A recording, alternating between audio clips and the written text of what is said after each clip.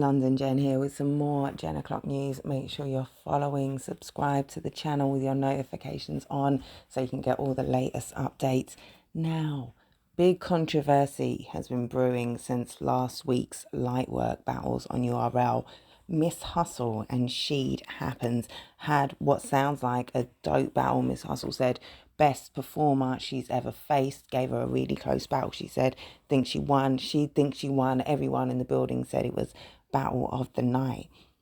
Controversy came afterwards when DI the Henny man, shout out my man Henny, had an interview with Hustle. Go and check that out now. It's on the Battle Rap Trap channel. And she said that she revealed that they sparred before the battle. She said that they ran their rounds before the battle, bump and everything. Now, Holmesy was in the back and he also said it happens, like me and Ace did the same thing. Once that blog came out, and even in the blog, Henny was like, you sure you want me to put this out? And I guess they were in agreement with the blog going out. The blog went out and shit hit the fan.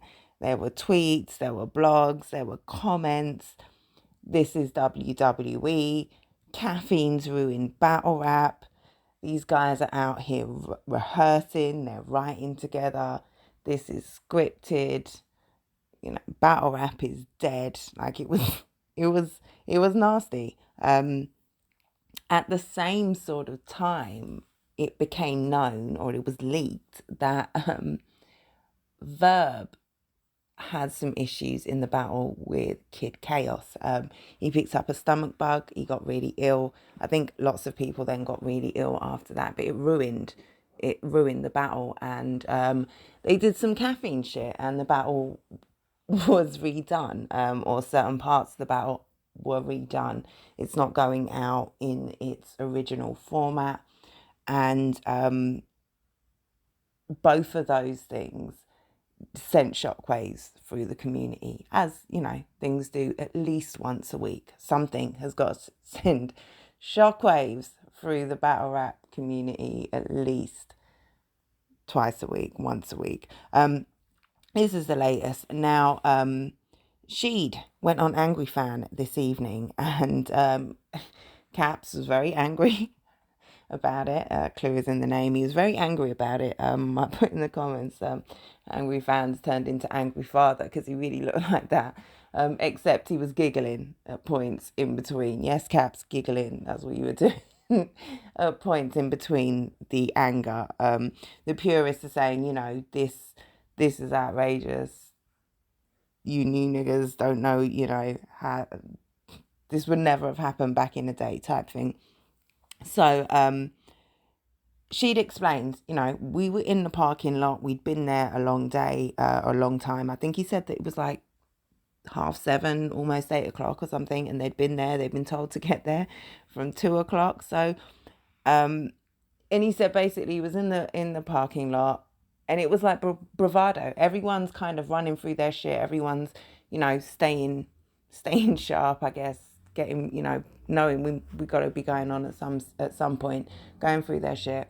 And he sees Hustle, and on some bravado, you know, he was like, you can't fuck with what I've got. I'll spit my shit right now and still beat you. And that kind of escalated into them spitting their rounds.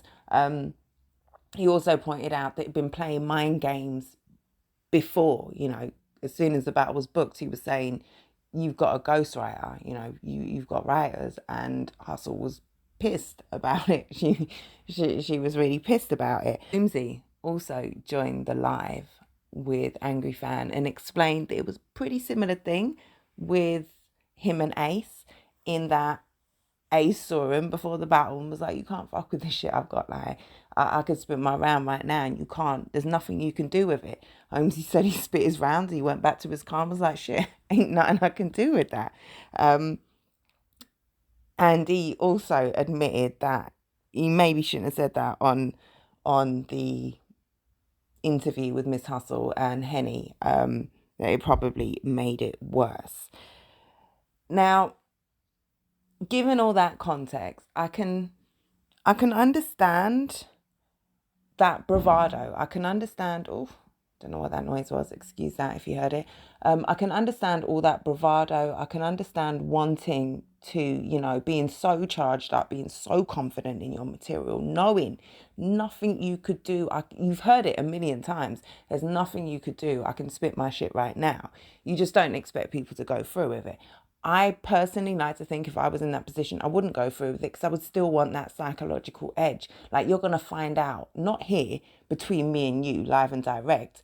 You're going to find out in front of 500, 1,000, 2,000 people and how many viewing in the audience. That we're all going to find out together as a family just how much you can't fuck with me. These guys, Hustle and Sheed, Ace and Holmesy, they're cool, right? Maybe they don't have that level of animosity per se, and they've got a level of trust and respect for each other.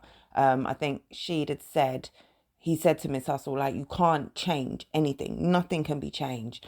And you'd have to trust your opponent would do that, because they can turn around and flip some shit. They can rebuttal. They can change the order of their rounds. All of these things make a big, big difference. You can have a huge psychological edge just by throwing your opponent off. If your opponent has underestimated you and they get to hear live, first time on stage, just how crazy your shit is, that can really break them down. Whereas if they know beforehand, they can, they know what's coming. They're facing it. They know what they might have to do in terms of performance, that they can adjust their performance so that it doesn't throw them off anymore. You've taken away that shock factor in them.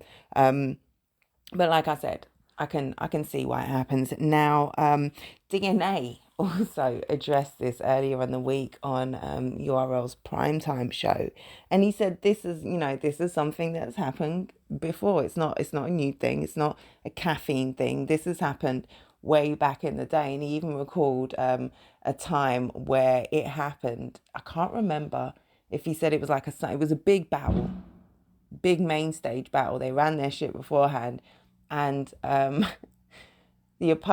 guy got to hear his opponent spit his haymaker back at him. The crowd went crazy to his own haymaker. That's the risk you run, right, in these situations, which is, I guess, one of the reasons I wouldn't do it. I don't trust nobody. Was it sparring?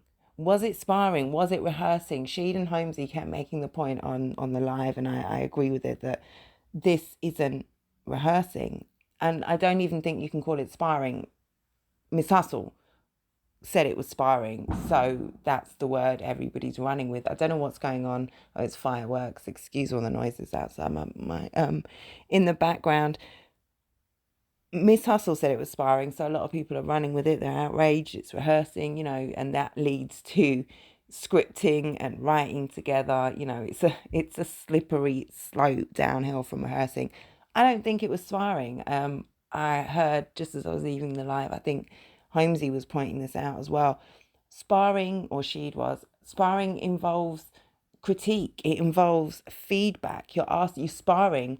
And, if someone says to you, listen, that whole bit doesn't work. Like it doesn't, the thing you think you're doing, it's not doing that. Maybe if you introduce it this way, set up some context for that. You're looking for feedback. This wasn't that. This wasn't that. Rehearsing involves some level of cooperation and coordination. You're trying to improve a product before you bring it to production, to other eyes, and you're looking for your fellow actors involved in the rehearsal to do their best. You're trying to improve. You're practicing the synchronicity and the cooperation between the actors. This is not that. I'ma spit my round. You can't fuck with me. I'll show you. I'll show you twice. I'll beat you out here in the park. I can see it happening. Do I think that's rehearsing? No. Did she stop Miss Hustle in the middle of her second and say, yo, hold on, no. I don't live in Richborough. Like, change that.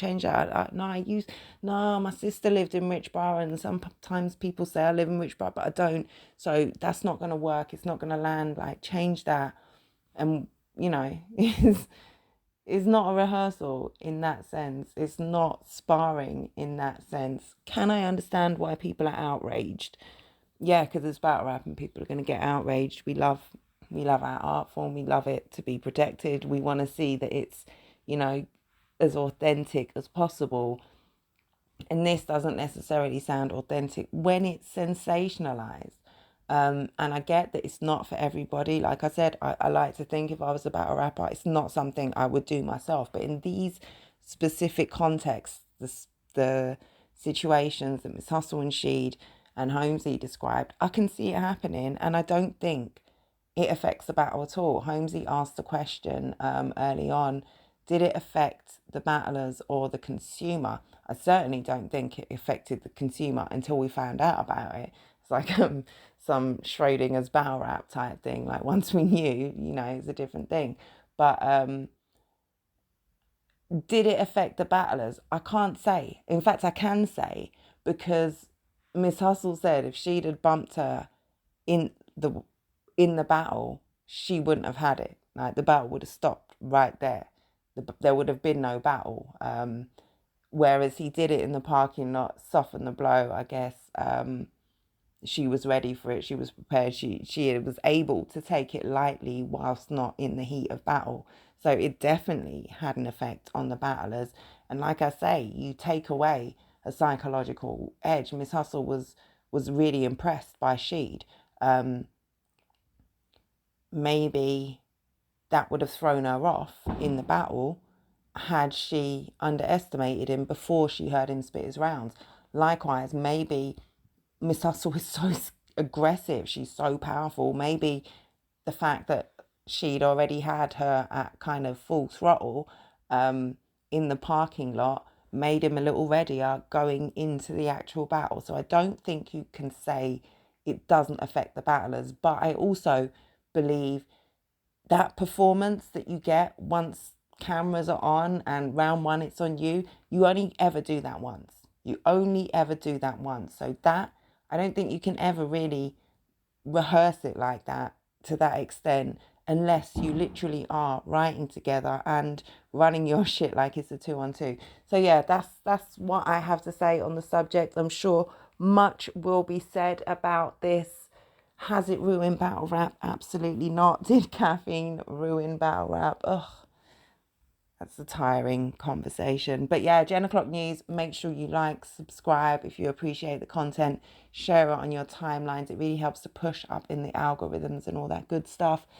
I'll be back next blog with the next outrage topic in battle rap. We love this shit. I'm out.